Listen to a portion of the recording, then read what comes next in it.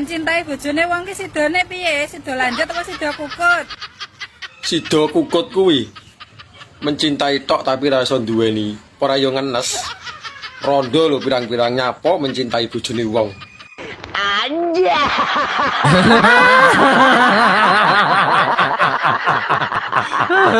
Tenang, tenang. Wayah udan ngene iki ya mesake sing durung di bojo.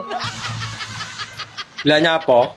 Anane ya mengkeret tok-tok. Anane ya mung ngopi, udet ngopi. Lah arep piye neh tara yo ora duwe bojo. Enake yo gur kopi. Sakeman to kono lho ndang jajan yo. Jajan. Ya eman-eman duwite. Lek golek direwangi panasen udan-kudanan kok trimo dienggo jajan. Rasa kaya wong tipes, rasa kaya wong susah. Jajano. Enake mung sedilut pisan. Ki mending tampet. Anja.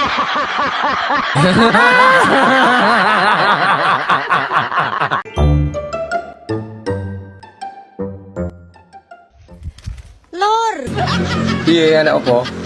info utang-utangan sing ulanane gak mana, terus gak gelem disaur. Enek, tapi wis kudu gelem dirabi.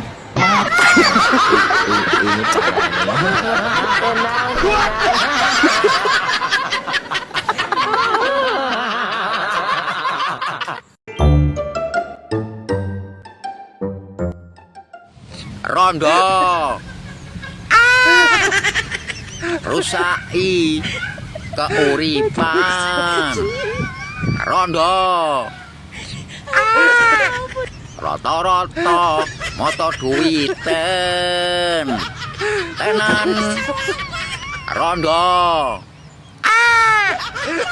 Senengane ngei harapan.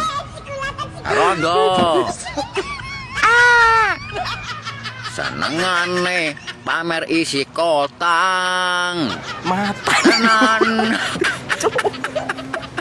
Mata nih gue, Pak.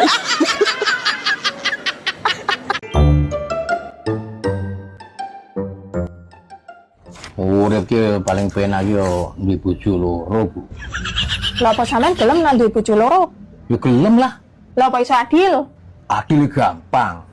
Piye? Loro-lorone ora tak urusi.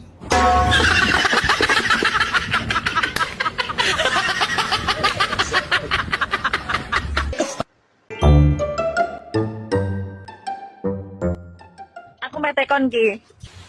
Tak apa? Sampean luwih pilih duwe bojo sing pinter golek duit apa pilih duwe bojo sing ning omah wae? Lah nek aku yo sing pinter golek dhuwit, iso bantu ekonomi. Lah nek sing nang omah kadang arek nampa ae nganggo drama. Sakmene oleh apa?